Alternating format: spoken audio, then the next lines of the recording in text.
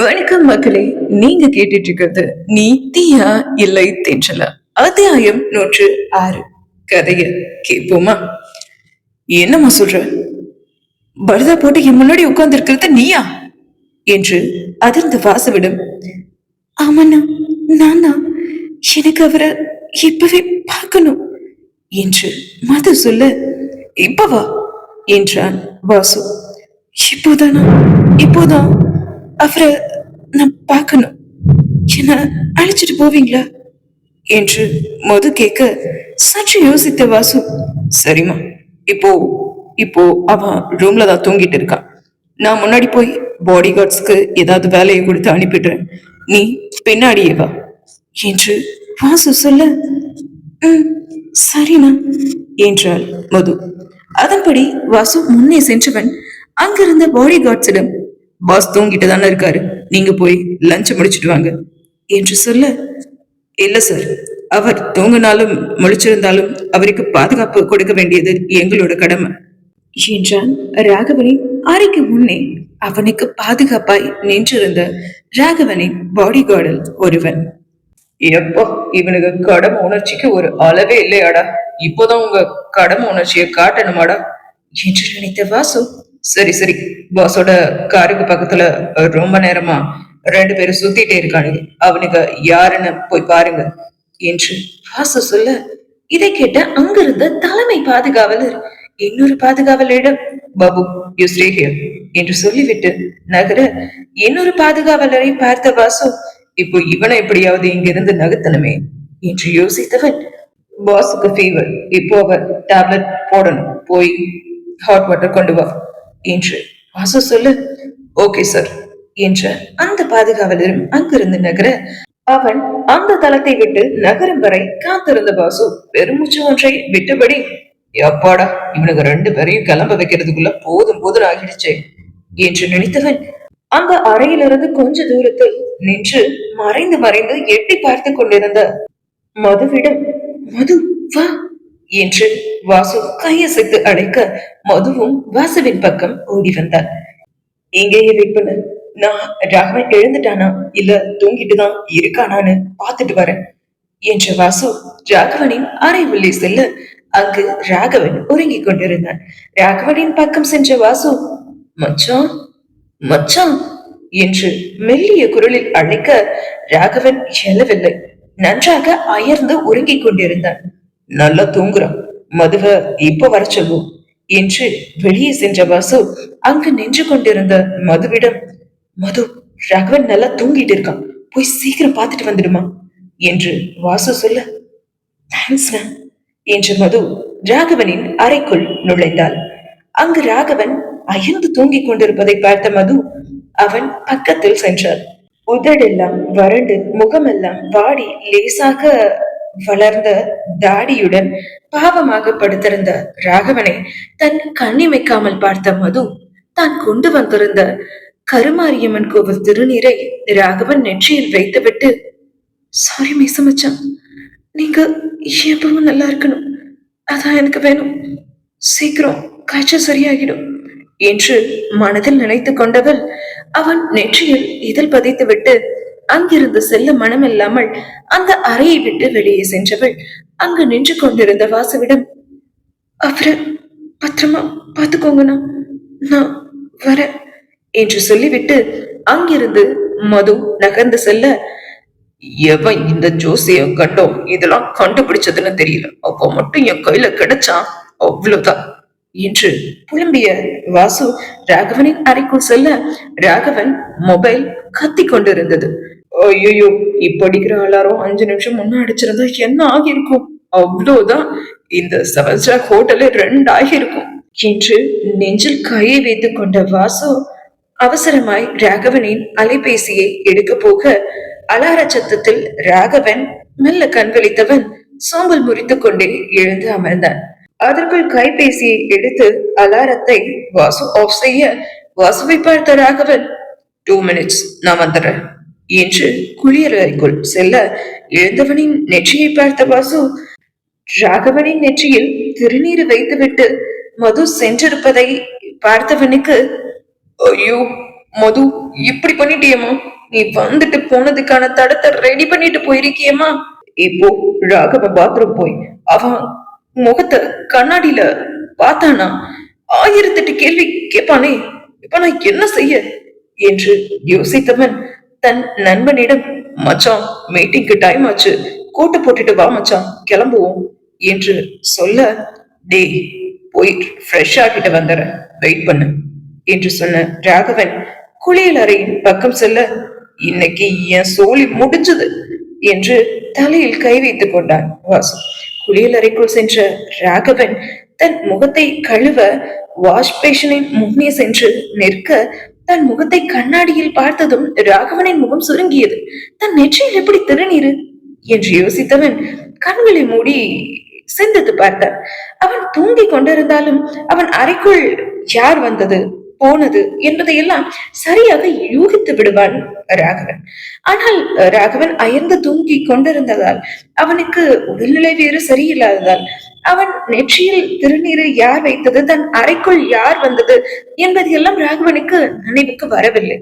முகத்தை நீர் கொண்டு அடித்து கழுவியவன் பூந்துவாலையால் முகத்தை துடைத்துவிட்டு வெளியில் வந்தவன் அங்கு கைகளை பிசைந்து கொண்டு நின்றிருந்த தன் நண்பனை பார்த்தவன், எனக்கு யார் திருநீர் வச்சு விட்டது? எனக்கு தான் திருநீர் வைக்க பிடிக்காதுன்னு தெரியும்ல, அப்புறம் எதுக்குடா என் நெத்தில திருநீர் வச்ச? நீதான வச்ச என்று சந்தேகமாக ராகவன் வாசுவை பார்த்து கேட்க, அது அது அது ஆமா மச்சான், நான் தான் வச்சு விட்டேன் என்றான் வாசு.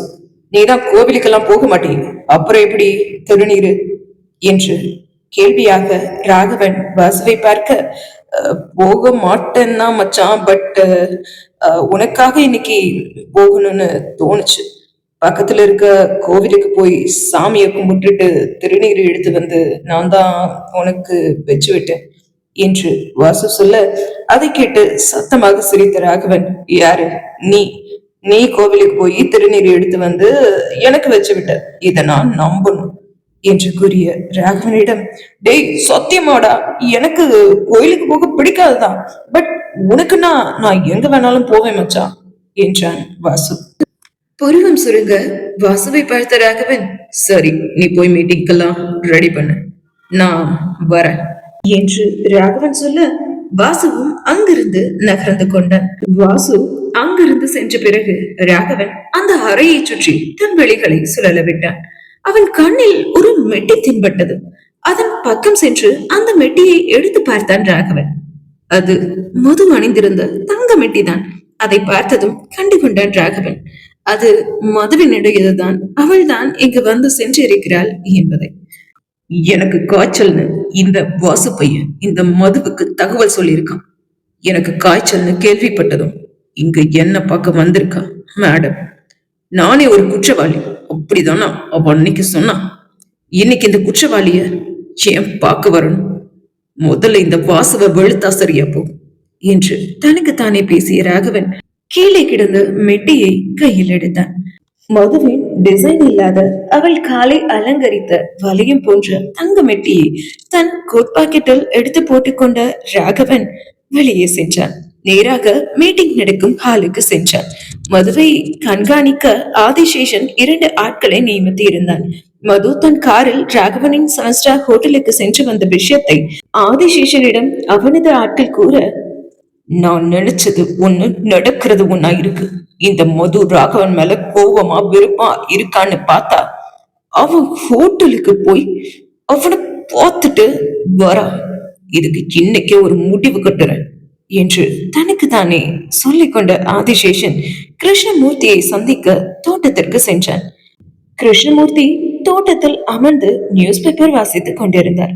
அவரின் பக்கம் சென்ற ஆதிசேஷன், ஹாய் அங்கிள் என்றான். ஹாய், உட்கார் என்று கிருஷ்ணமூர்த்தி சொல்ல, ஆதிசேஷனும் கிருஷ்ணமூர்த்தியின் பக்கம் உட்கார்ந்தான். அங்கிள், உங்களுக்கு டேட்ஸ்னா பிடிக்கும்னு கேள்விப்பட்டேன், அதான் டேட்ஸ் எடுத்துட்டு வந்தேன். இந்த டேட்ஸ் ரொம்ப ஸ்பெஷல். துபாயில இருந்து என் ஃப்ரெண்ட் எடுத்துட்டு வந்து கொடுத்தான். இட்ஸ் கம்ப்ளீட்லி ஆர்கானிக் அங்கிள் என்று கிருஷ்ணமூர்த்தியிடம் ஆதிசேஷன் பேரிச்சம்பழத்தை கொடுக்க, தேங்க்ஸ்பா என்று கிருஷ்ணமூர்த்தி அந்த பேரிச்சம்பழத்தில் இரண்டை எடுத்து வாயில் போட்டு சுவைக்க ஆரம்பித்தார். நல்லா சாப்பிடு கிருஷ்ணமூர்த்தி. இந்த டேட்ஸ 2 மணி நேரத்துல இந்த டேட்ஸால உனக்கு ஹார்ட் அட்டாக் வரும். உன்னைய ஹாஸ்பிட்டல்ல அட்மிட் பண்ணி அப்புறம் நான் நினைச்சதெல்லாம் சாதிக்க போறேன் என்று வன்மமாக யோசித்த ஆதிசேஷன், சரிங்க அங்கிள், எனக்கு நம்ம கன்ஸ்ட்ரக்ஷன் சைட்ல கொஞ்சம் ஒர்க் இருக்கு, நான் கிளம்புறேன் என்று ஆதிசேஷன் கிளம்பிவிட, ஆதிசேஷன் சொன்னது போலவே அடுத்த 2 மணி நேரத்தில் கிருஷ்ணமூர்த்திக்கு நெஞ்சு வலி வரவே அந்த மாளிகையில் இருந்த ஆதிசேஷனின் அடியாட்கள் கிருஷ்ணமூர்த்தியை அழைத்து கொண்டு மருத்துவமனையில் சேர்த்துவிட்டு ஆதிசேஷனுக்கு அழைத்து விவரத்தை சொல்ல ஆதிசேஷன் மதுவின் எண்ணுக்கு அழைத்தான்.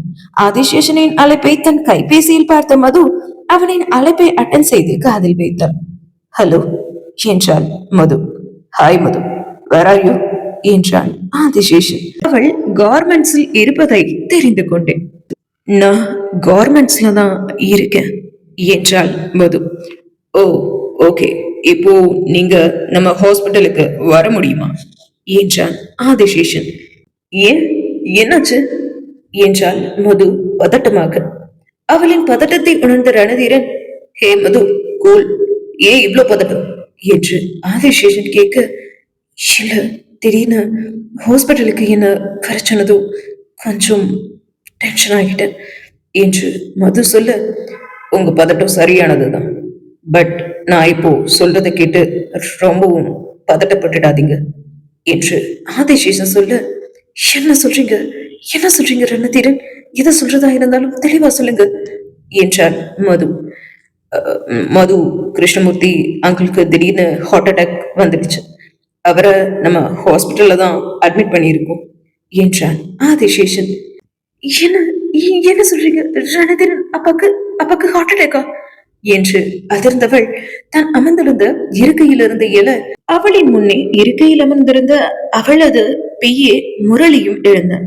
மது கூல், டென்ஷன் ஆகாம ஹாஸ்பிட்டலுக்கு வாங்க, நானும் ஹாஸ்பிட்டலுக்கு வந்துடுறேன் என்று ஆதிசேஷன் சொல்ல, ஓகே வரேன் என்று அழைப்பை துண்டித்த மது முரளியிடம், முரளி, அப்பாவுக்கு ஹார்ட் அட்டாக், இப்போ நம்ம ஹாஸ்பிட்டலுக்கு போகணும் என்று சொல்லிக்கொண்டு மது முன்னே நடக்க முரளி அவள் பின்னே நடந்தான். அடுத்த 10 நிமிடத்தில் பவன் மருத்துவமனையின் முன் மதுவின் கார் வந்து நின்றது. காரிலிருந்து அவள் இறங்கியதும் அவளை உரசும்படி இன்னொரு கார் வந்து நின்றது. அந்த கார் ஆதிசேஷனுடையதுதான். அந்த காரிலிருந்து இறங்கினான் ஆதிசேஷன். மேம், முன்னாடி போலாம் என்றான் முரளி. முரளிக்கு ஏனோ ஆதிசேஷனை கண்டாலே பிடிப்பதில்லை. என்ன முரளி, அதுக்குள்ள என்ன அவசரம், நானும் வரேன், சேர்ந்தே போகும் என்றான் ஆதிசேஷன். மதுவின் பக்கம் வந்த ஆதிசேஷன், மது, நீங்க டென்ஷன் ஆகாதீங்க, அங்கிளுக்கு ஒன்னும் ஆகாது, எதுவும் ஆக நான் விட மாட்டேன் என்றபடியே ஆதிசேஷன் முன்னே நடக்க கூடவே மதுவும் முரளியும் நடந்தனர். கிருஷ்ணமூர்த்தி ஐசியூவில் அனுமதிக்கப்பட்டு இருந்தார். அவருக்கு சிகிச்சைகள் போய்கொண்டிருந்தது. ஐசியூவின் பக்கம் வந்த மது அங்கிருந்த கண்ணாடி கதவின் வழியே தன் தந்தையை பார்த்துவிட்டு அழ ஆரம்பித்து விட்டார். மதுவை பார்த்த ஆதிசேஷன், எப்பா, அப்பா மேல உயிரையே வச்சிருக்கா போலவே என்று நினைத்து கொண்ட ஆதிசேஷன் நல்லவன் போல, மது அழாதீங்க ப்ளீஸ், நீங்க அழறத பார்க்க எனக்கு ரொம்ப கஷ்டமா இருக்கு என்று ஆதிசேஷன் சொல்லி கொண்டிருக்கும் போதே கிருஷ்ணமூர்த்தி அனுமதிக்கப்பட்டிருந்த ஐசியூவில் இருந்து மருத்துவர் ஒருவர் வெளியே வந்தார். ஆதிசேஷன், முரளி, மது மூவரும் நின்றிருப்பதை பார்த்த மருத்துவர் மதுவிடம் வந்து, ஹலோ மேம், சாருக்கு மைல்டு ஹார்ட் அட்டாக் தான், இப்போ அவர் ஓகே, பயப்படும்படி ஒன்றும் இல்லை, நீங்க உள்ள போய் பார்க்கலாம் என்றார் அந்த மருத்துவர். தேங்க்யூ சார் என்ற மது ஐசியூவின் கதவை திறந்து கொண்டு உள்ளே செல்ல, அழுது கொண்டே அந்த அறைக்குள் நுழையும் தன் மகளை பார்த்த கிருஷ்ணமூர்த்தி, என்னாச்சுமா, ஏன் அழற, அழாத என்றார். எப்படிப்பா அழாம இருக்க முடியும், உங்களுக்கு ஹார்ட் அட்டாக்னு சொன்னது எவ்வளவு பயந்துட்டேன் தெரியுமா என்று மது சொல்ல, உங்க அப்பனுக்கு 100 வயசு, அப்படியெல்லாம் உன்னை விட்டு சீக்கிரம் போயிட மாட்டாமா என்றபடியே அந்த அறைக்குள் நுழைந்தார் வேதாச்சலம். தன் நண்பனை பார்த்ததும் முகமலர்ந்த கிருஷ்ணமூர்த்தி, டே வேதா, நீ எப்படிடா இருக்க, எப்படி எப்படி நான் இங்க இருக்கிறது உனக்கு தெரியும் என்று கேட்டார். கிருஷ்ணமூர்த்தி, இந்த ஹாஸ்பிட்டல்ல ஒரு வேலையா வந்தேன். மதுவ பார்த்தேன். மது வேற பதட்டமா இருந்தா, அதான் அவ பின்னாடியே வந்தேன். பார்த்தா நீ இங்க இருக்க. மகளை பார்த்த சந்தோஷத்துல டயட் பார்க்காம இஷ்டத்துக்கு ஆயில் ஐட்டமா சாப்பிடுற போல என்று வேதாச்சலம் கேட்க, அப்படியெல்லாம் ஒண்ணும் இல்லடா என்றார் கிருஷ்ணமூர்த்தி.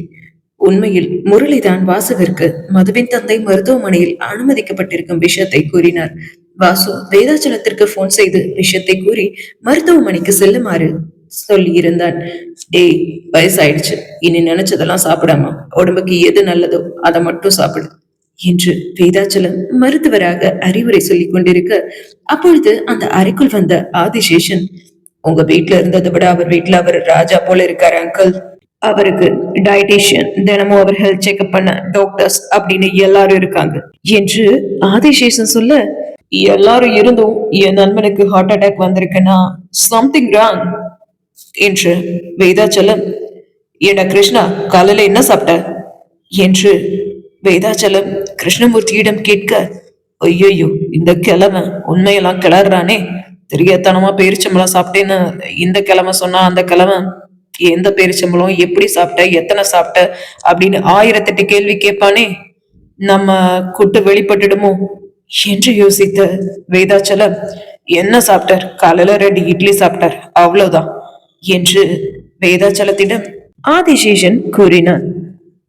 வேதா, திவ்யா, வாசு எல்லாரும் எப்படி இருக்காங்க என்று கிருஷ்ணமூர்த்தி வேதாச்சலத்திடம் கேட்க, எல்லாரும் நல்லா இருக்காங்க கிருஷ்ணா என்றார் வேதாச்சலம். மது, மீட்டிங் எல்லாம் இருக்குன்னு சொன்னியம்மா, எல்லாம் முடிச்சுதா என்று தன் மகளை பார்த்து கிருஷ்ணமூர்த்தி கேட்க, அது ஒரு மீட்டிங் தான்ப்பா முடிச்சிருக்கு, இன்னும் நம்ம சிமெண்ட் ஃபேக்டரியிலையும் சுகர் ஃபேக்டரியிலையும் மீட்டிங்ஸ் இருக்குப்பா என்றாள் மது. சரிம்மா, நீ போய் மீட்டிங் எல்லாம் பாரு என்று கூறிய கிருஷ்ணமூர்த்தியிடம், இல்லப்பா, மீட்டிங்கை விட எனக்கு நீங்க தான் முக்கியம், அதெல்லாம் நான் அப்புறமா நாளைக்கு கூட பாத்துக்கிறேன் என்றாள் மது.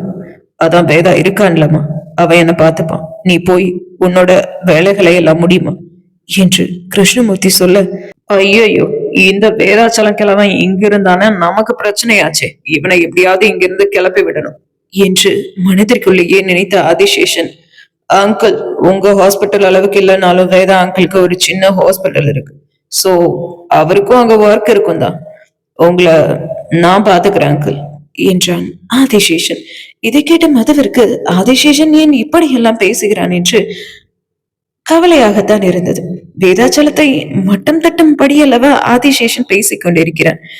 இதற்கு மேல் வேதாச்சலம் இங்கு இருந்தால் ஆதிசேஷன் வேறு ஏதாவது பேசி வேதாச்சலத்தை காயப்படுத்தி விடுவான் என்று யோசித்த மது, அங்கிள், நீங்க வாங்க, நான் உங்களை ஹாஸ்பிட்டல்ல ட்ராப் பண்ணிட்டு மீட்டிங்க்கு கிளம்புறேன் என்று மது சொல்ல, சரிம்மா என்றார் வேதாச்சலம். சரிடா கிருஷ்ணா, உடம்ப பத்திரமா பாத்துக்கும், ஃப்ரீ டைம்ல உனக்கு நான் கால் பண்றேன், அட்டென்ட் பண்ணு என்று வேதாச்சலம் சொல்ல, சரிடா என்றார் கிருஷ்ணமூர்த்தி. அதைத் தொடர்ந்து மதுவும் வேதாச்சலமும் முரளியும் கிளம்பிவிட, மதுவோடு காரை நோக்கி நடந்து கொண்டிருந்த முரளி, மேடம், சார் இப்போ எப்படி இருக்காரு என்று கேட்க, ஹீஸ் ஃபைன் முரளி என்றாள் மது. மேம், அப்புறம் திவ்யா மேடமும் சீதா மேடமும் உங்களை பார்க்க வரதா சொன்னாங்க, அவங்கள எங்க வர சொல்லட்டும் என்று முரளி கேட்க, சிமெண்ட் ஃபேக்டரிக்கு வர சொல்லிடுங்க, அதுக்கு முதல்ல அங்கிள் அழைச்சிட்டு போய் அவர் ஹாஸ்பிட்டல்ல ட்ராப் பண்ணணும் என்று மது சொல்ல, மது, நான் கார்ல தாம்மா வந்தேன், நானே போய்க்கிறேன் என்றார் வேதாச்சலம். அங்கிள், நான் வேணா உங்க கூட வரவா என்றார் மது. இல்லம்மா, டிரைவரோட தான் வந்தேன், நான் போய்க்கிறேன், மது, நான் உங்ககிட்ட ஒன்னு சொல்லணுமா என்றார் வேதாச்சலம். சொல்லுங்க அங்கிள் என்றாள் மது. பார்த்து பத்திரமா இருமா, ஏதாவது ஒரு பிரச்சனைனா எதையும் யோசிக்காம ராகவனுக்கு கால் பண்ணுமா, அவன் அவன் உன்னை பார்த்துப்பான், ராகவனை தவிர உன்னை வேற யாராலையும் பாதுகாப்பா பத்திரமா பாத்துக்க முடியாது, சீக்கிரமா நீ ராகவனோட அந்த அரண்மனையில சந்தோஷமா வாழணும்னு நான் ஆசைப்படுறேம்மா என்று வேதாச்சலம் சொல்ல, மதுவும் சரி அங்கிள் என்றார். அதைத் தொடர்ந்து வேதாச்சலம் தன் காரில் ஏறி சென்றுவிட மதுவும் முரளியோடு சிமெண்ட் ஃபேக்டரியை நோக்கி கிளம்ப, சிமெண்ட் ஃபேக்டரியில் மதுவுக்கு முன்னே திவ்யாவும் சீதாவும் வந்து மதுவுக்காக காத்திருந்தனர். தனக்கு முன்னே சிமெண்ட் ஃபேக்டரியில் தனக்காக காத்திருந்த திவ்யாவையும் சீதாவையும் கண்ட மதுவிற்கு முகமெல்லாம் மலர்ந்தது. தன் அறையின் முன்னே இருந்த நாற்காலியில் திவ்யாவையும் சீதாவையும் பார்த்த மது ஓடி அவர்களின் பக்கம் செல்ல, ஹே மெதுவா வாடி, இந்த மாதிரி சமயத்துல ஓடலாம் கூடாது என்றாள் திவ்யா. சரியடி, இருந்தாலும் உங்க 2 பேரையும் பார்த்ததும் ரொம்ப ஹாப்பி ஆயிட்டேன் என்றாள் மது புன்னகையோடு. சரி வாங்க உள்ள போய் பேசலாம் என்று இருவரின் கையையும் அழைத்துக் கொண்டு உள்ளே சென்றாள் மது அவளது அறைக்குள். இருவரையும் இருக்கையில் அமர வைத்துவிட்டு அவளும் தன் இருக்கையில் அமர்ந்தவள், 2 பேரும் என்ன சாப்பிடுறீங்க, டீ காஃபி என்று மது கேட்க, எல்லாமே எதுவும் வேண்டாம் என்றாள் சீதா. என்ன சீதா இப்படி சொல்லிட்ட? நம்ம ராம்பவன் இண்டஸ்ட்ரியோட எம்டிஎம்மா ஓட பேசிட்டு இருக்கோம். இப்போ டீ காஃபி எல்லாம் வேண்டாம்னு சொன்னா அவங்க தப்பா எடுத்துக்க மாட்டாங்க. எனக்கு ஒரு காஃபி மேடம், சீதாவுக்கு ஒரு டீ என்று திவ்யா சொல்ல அவளை பருவம் சுருங்க பார்த்த மது, என்னடியாச்சு உனக்கு என்றாள். அதை கேட்ட திவ்யா, என்ன ஆகணும் என்ன ஆகணுங்கிற, நீ அரண்மனையை விட்டு வந்து 2-3 நாள் ஆச்சு. ஒரு கால், ஒரு மெசேஜ் ஏதாவது பண்ணணும்னு உனக்கு தோணல? பெங்களூர்லயே டாப் ஃபர்ஸ்ட் கோடீஸ்வரியான பின்னாடி இந்த திவ்யாவை நீ மறந்துட்டல என்று திவ்யா கோபித்துக் கொள்ள, ஹே திவ்யா, என்ன பார்த்தா அப்படி அடி தெரியுது உனக்கு? 2-3 நாளா ஒரே வேலை, அதான் கால் பண்ண முடியல, சாரி என்று மது சொல்ல, நிஜமாவா என்றாள் திவ்யா. சத்தியமாடி என்றாள் மது. சரி நம்புறேன் என்றாள் திவ்யா. சரி 2 பேருக்கும் காஃபி சொல்லவா என்று மது கேட்க, காஃபி வேண்டாம், ஆப்பிள் ஜூஸ் என்றாள் திவ்யா. ஓகே என்ற மது கடைநிலை ஊழியரை அழைத்து 3 ஆப்பிள் ஜூஸ் எடுத்து வரை கூறினார். பலரசம் வந்ததும் மூவரும் அறிந்தனர். அண்ணி, நாளைக்கு தாலி செய்ய கொடுக்கிற சடங்கு இருக்கு என்று சீதா சொல்ல, தெரியும் என்றாள் மது. அதுக்கு நீங்க கண்டிப்பா வரணும் அண்ணி என்றாள் சீதா. என்ன சீதா, இதெல்லாம் நீ சொல்லவா வேணும்? நான் கண்டிப்பா வருவேன் என்றாள் மது. தேங்க்ஸ் அண்ணி என்றாள் சீதா. இதுக்கெல்லாம் எதுக்கு தேங்க்ஸ்? உன் கல்யாணத்துல முன்னாடி நின்று எல்லா வேலையும் செஞ்சு முடிக்க வேண்டியது என்னோட கடமை என்றாள் மது. மணி என்றாள் சீதா சிரித்த முகத்தோடு. அப்போ என்னோட கல்யாணத்தை முடிக்க வேண்டியது யாரோட கடமை? சீதா கல்யாணம் முடிஞ்ச கையோட எனக்கும் உன் குழந்தைனாருக்கும் கல்யாணத்தை ராகவன் மாமாட்ட பேசி நீதான் நடத்தி வைக்கணும் என்று திவ்யா சொல்ல மதுவின் முகம் மாறியது. என்னடி எதுவுமே பேச மாட்டீர? நீ ராகவன் மாமாட்ட பேசே ஆகணும், என் கல்யாணத்தை நடத்தி ஆகணும் என்று திவ்யா திட்டவட்டமாக சொல்ல, உன் கல்யாணத்துக்கு இப்ப என்னடி அவசரம் என்றாள் மது. என்னது, என்ன அவசரமா? 24 உன் குழந்தைனுக்கு கிட்டத்தட்ட 26 ஆச்சு. இப்போ கல்யாணம் பண்ணாம எப்ப பண்றது என்று திவ்யா கேட்க, சரிம்மா தாயே, உன் கல்யாணத்துக்கு எப்படியாவது அரேஞ்ச் பண்றேன், இப்போ சீதா கல்யாணத்தை பார்ப்போம் என்று மது சொல்ல, சரி என்றாள் திவ்யா. மருத்துவமனையில் கிருஷ்ணமூர்த்தியோடு இருந்த ஆதிசேஷன், அங்கிள் உங்ககிட்ட நான் ஒரு விஷயம் சொல்லணும் என்றார். சொல்லுப்பா என்றார் கிருஷ்ணமூர்த்தி. அங்கிள் சொல்றேன்னு என்ன தப்பா நினைச்சுக்காதீங்க. உங்களுக்கு இந்த ஹார்ட் அட்டாக்ல எதுவும் ஆகியிருந்தா உங்க பொண்ணோட நிலைமை என்னன்னு யோசிச்சீங்களா? உங்க பொண்ண உங்க மருமகனோட மீண்டும் சேர்த்து வைக்கலாமே அங்கிள். நீங்க இல்லைன்னா மதுவும் அவங்க வயிற்றுல வளர குழந்தையும் அனாதையா நிப்பாங்களே அங்கிள். அவங்களுக்கு ஒரு துணை வேண்டாமா என்று ஆதிசேஷன் சொல்ல கிருஷ்ணமூர்த்தி யோசித்தார்.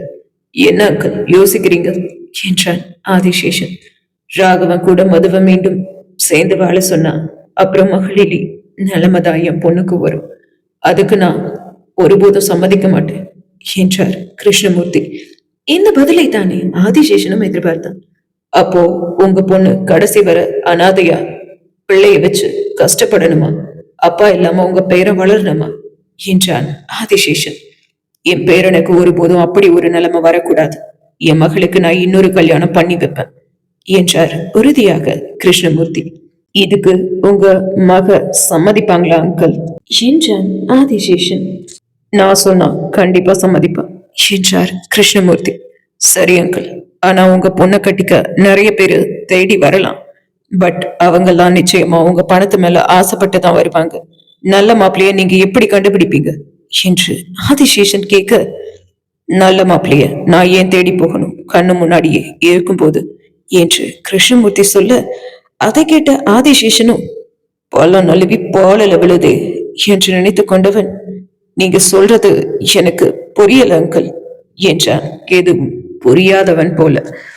இனி என்னவெல்லாம் நடக்கும், நீ தீயா இல்லை தென்றலா இந்த கதையில் என்பதை அடுத்த அத்தியாயத்தில் பார்க்கலாம். மக்களே, இந்த கதை உங்களுக்கு பிடிச்சிருந்தா மறக்காம லைக் பண்ணி கமெண்ட்ல இந்த கதை எப்படி இருக்குன்னு சொல்லுங்க. உங்க ஃப்ரெண்ட்ஸ் இதை போன்ற ஆடியோ நாவல்ஸ் கேட்பாங்க அப்படின்னா நம்ம ஆடியோ நாவலை நீங்க அவங்களுக்கு ஷேர் பண்ணி விடுங்க. பாய் மக்களே, அடுத்த கதையில் சந்திப்போம். நன்றி, வணக்கம்.